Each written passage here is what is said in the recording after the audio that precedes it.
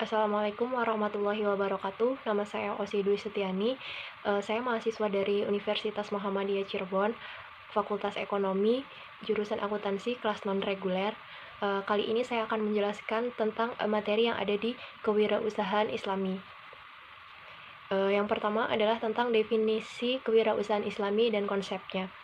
Dalam Islam, tidak hanya mengajarkan untuk beribadah saja, tetapi Islam juga mengajarkan umatnya untuk mandiri dan bekerja keras, salah satunya dengan berwirausaha. Kewirausahaan Islami adalah ilmu yang mempelajari tentang nilai, kemampuan, dan perilaku seseorang dalam menghadapi tantangan hidupnya. Unsur-unsur kewirausahaan meliputi motivasi, visi, komunikasi dan optimisme, dorongan semangat, dan kemampuan memanfaatkan peluang. Dalam Al-Quran dan hadis, banyak penjelasan tentang kewirausahaan atau bisnis yang baik. Salah satunya hadis yang berbunyi dari Miqdam radhiyallahu anhu dari Rasulullah Shallallahu alaihi wasallam bersabda, "Tidaklah seseorang makan makanan yang lebih baik daripada makan hasil kerjanya sendiri, dan sesungguhnya Nabi Daud alaihi wasallam makan dari hasil buah tangan pekerjaannya sendiri." Hadis riwayat Al-Bukhari. Kemudian kewirausahaan menurut konsep Islam dibagi menjadi beberapa hal. Yang pertama adalah motif berwirausaha untuk modal usaha. Yang kedua adalah berdagang merupakan hobi bagi yang menekuninya secara ikhlas. Berdagang adalah ibadah karena berdagang sebagai wadah dalam berbuat baik kepada sesama manusia. Kemudian yang ketiga adalah berbuat baik dapat menyenangkan otak, yaitu tidak menimbulkan beban, menjauhi dari singgungan penjual dan pembeli.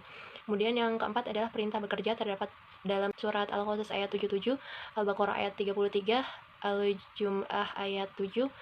Dalam surat Al-Qasas ayat 77 yaitu artinya, dan carilah pada apa yang telah dianugerahkan Allah kepadamu, kebahagiaan negeri akhirat, dan janganlah kamu melakukan bahagiamu dari kenikmatan duniawi, dan berbuat kebaikan kepada orang lain sebagaimana Allah telah berbuat baik kepadamu, dan janganlah kamu berbuat kerusakan di muka bumi. Sesungguhnya Allah tidak menyukai orang-orang yang berbuat kerusakan.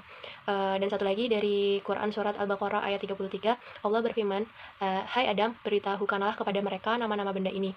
Maka setelah diberitahukannya kepada mereka nama-nama benda itu, Allah berfirman, "Bukankah kamu kukatakan kepadamu bahwa sesungguhnya aku mengetahui rahasia langit dan bumi, dan mengetahui apa yang kamu lahirkan dan apa yang kamu sembunyikan." Kemudian yang kelima adalah manajemen utang piutang, yakni tidak menimbulkan laba secara besar-besaran atau membayar utang secepatnya atau tepat waktu. Kemudian selanjutnya adalah membina tenaga kerja bawahan. Selanjutnya adalah pamer kekayaan menjadi modal beku. Kemudian adalah yang terakhir sifat-sifat usaha, tawakal, takwa, zikir, syukur, dan jujur. Niat suci ibadah, azan, dan bangun pagi yang terdapat dalam Quran surat Jum'ah ayat 10, apabila telah ditunaikan sholat, maka berterbarlah kamu di muka bumi, dan carilah karunia Allah, dan ingatlah Allah sebanyak-banyak supaya kamu beruntung. Kebutuhan akan wirausaha Islam, Al-Quran, Sunnah, Rasul, dan sejarah Islam sebagai sumber motivasinya. Kemudian tentang karakteristik seorang wirausaha Islami. Yang pertama, seorang wirausaha Islami harus memiliki sifat takwa, tawakal, zikir, dan syukur. Kemudian yang kedua adalah seorang wirausaha Islami harus memiliki sifat yang jujur. Kemudian yang ketiga, seorang wirausaha harus memiliki niat suci dan ibadah dalam berusahanya. Yang keempat adalah seorang wirausaha Islami harus senantiasa menunaikan bangun pagi dan mendengarkan azan subuh, kemudian menunaikan sholat subuh lebih awal.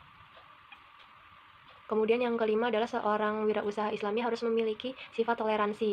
Selanjutnya yang keenam, seorang wirausaha Islami harus memiliki karakteristik berzakat dan berinfak. Yang terakhir, seorang wirausaha Islami harus memiliki karakteristik silaturahmi. Kemudian materi selanjutnya tentang prinsip dan etika bisnis syariah.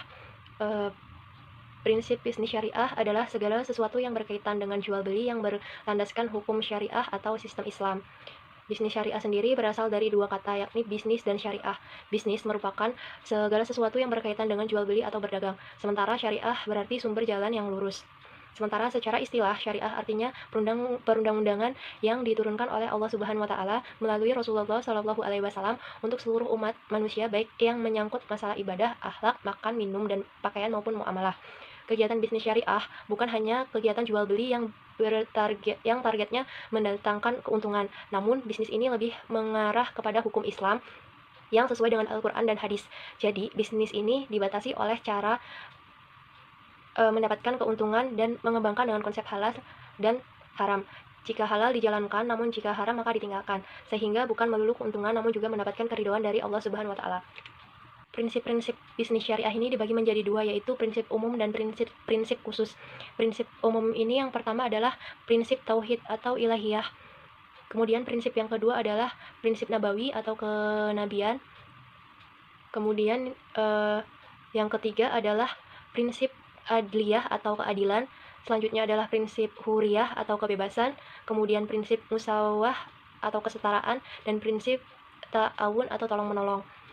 Sedangkan prinsip khusus yaitu ada prinsip tabadulul manafi, yang kedua adalah prinsip pemerataan atau distributif, yang ketiga adalah prinsip antara din, saling ridho, yang keempat adalah prinsip adamul magadir, masyir, gadar, iktikar atau iktinaj, dalim, dan riba. Kemudian selanjutnya ada prinsip albir wa al-taqwa, kemudian selanjutnya ada prinsip musyarakah, kemudian yang terakhir ada prinsip kitabiyah atau pendokumentasian. Selanjutnya, etika bisnis syariah.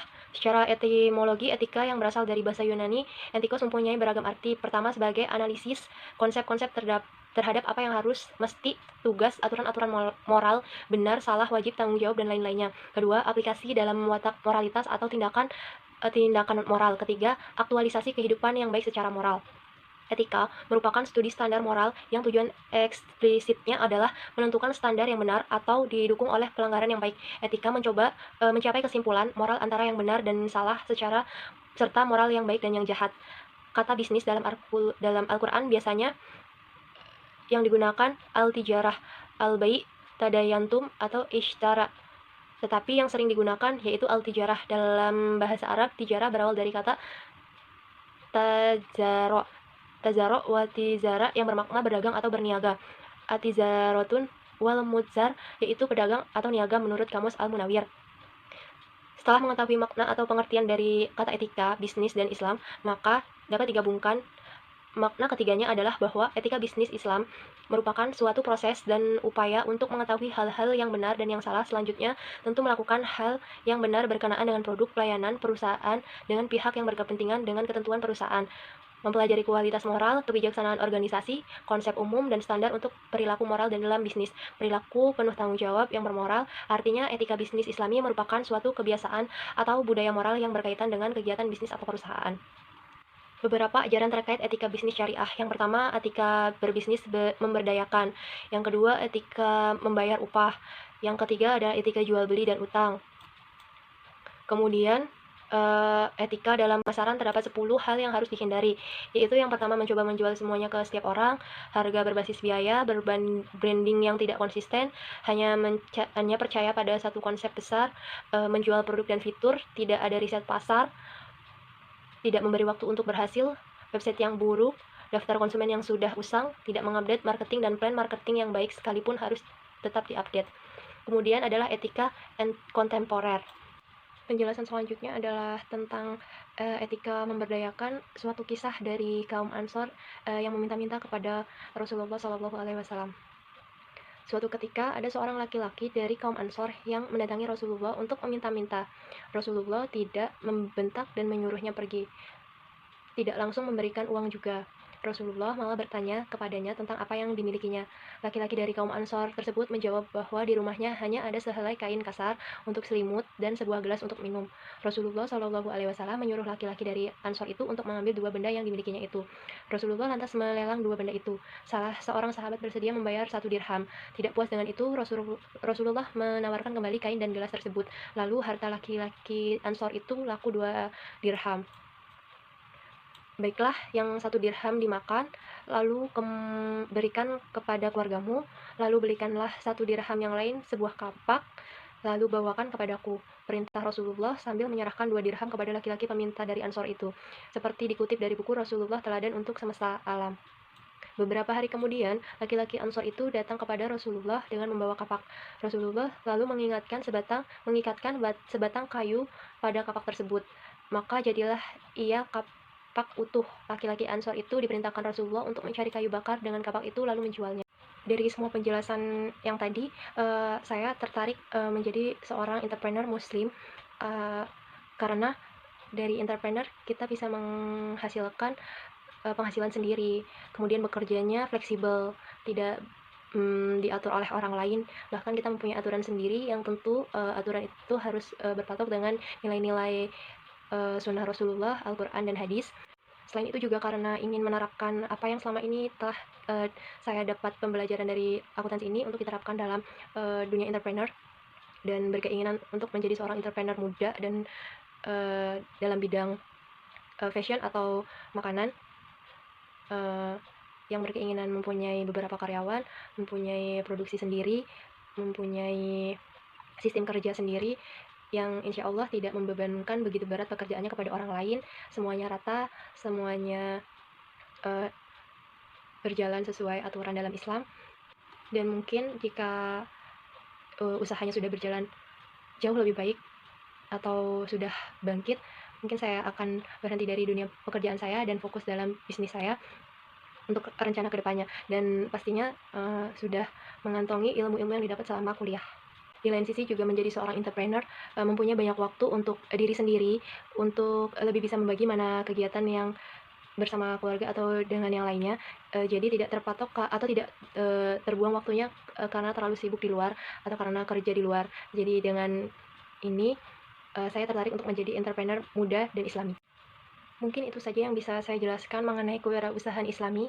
Kurang lebihnya mohon maaf apabila ada salah-salah kata dalam menjelaskan. Terima kasih atas perhatiannya untuk bisa mendengarkan apa yang saya jelaskan. Saya akhiri, wabillahi taufiq wal hidayah. Wassalamualaikum warahmatullahi wabarakatuh.